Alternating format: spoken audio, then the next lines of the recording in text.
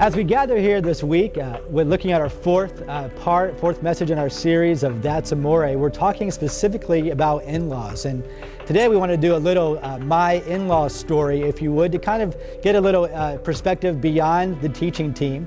And so, just as it worked out schedule-wise, my favorite mother-in-law of all time, Dolores actually was going to be in town, and we also wanted to kind of talk with her a little bit, kind of ask her some questions, and kind of pick her brain a little bit about in-laws. And so, Dolores, let me just start with, first of all, you have been a sister-in-law and a daughter-in-law, and now a mother-in-law and a grandmother. Talk about different changes in your in-law status. How has it changed over the years, and what are some things that you've learned that you apply now at this stage of your life? Well, one thing is that I had never had a sister.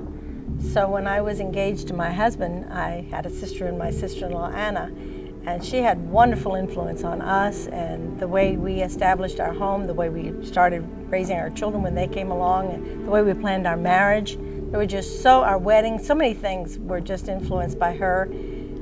After we'd been married a year, Ed's mother passed away, so we went to live in Puerto Rico because his father was alone, and we lived in his house for almost 2 years. That's where my son was born. So that was good. So then as you changed to mother-in-law, what is that different light now that you maybe see different perspectives, since you were a daughter-in-law and now that you're on the other side? Well, how does that help, or how does that change over the years? Well, I think as a mother-in-law, what I've tried to do is respect my sons-in-laws and my daughter-in-law as individuals and as Christians, and try not to interfere, try not to talk too much. But I think I've tried to do what my father-in-law did, was just to be as helpful as I can be and try to set a good example. And in many ways, my mother did the same for me too. She never interfered in our marriage. She always respected our marriage. She never took my side over my husband's. She tried to stay neutral. Okay. And I think I've tried to implement many of those same qualities as a mother-in-law. Now, what would you say would be maybe the hardest or the toughest experience of being an in-law? What do you think? Well, sometimes I see my children and their spouses making choices that I would rather they didn't make, and just say, gotta let them do it. We learn the hard way sometimes, and they have to sometimes. And just stepping back and not getting in the middle of things or not interfering. Now, has there been times where in-laws have actually lived in your house or had that situation? What has that been like? Talk about when family moves back. How does that make things easier or harder? Well, let's see. Over the years, we've had Ed's father live with us for a few years, a few months at a time over the years. And we always enjoyed his visits. As he got older and ill, it became harder to meet his needs. But my children always made adjustments when he was there, and we enjoyed it. Once or twice after my children had been married, they've had to move back home for various reasons on a temporary basis, and then gone back out on their own.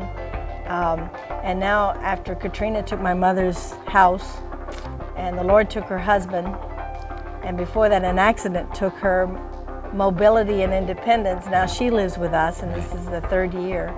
And that's made a tremendous change, because I never pictured myself having my mother live in our house. Yeah. She's always been so independent and capable, so it's a big difference.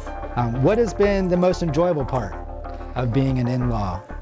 Or at least maybe more than one? Talk about that a little bit. What's been fun about Well, being of course, an in-law? grandchildren are the wonderful part. Okay.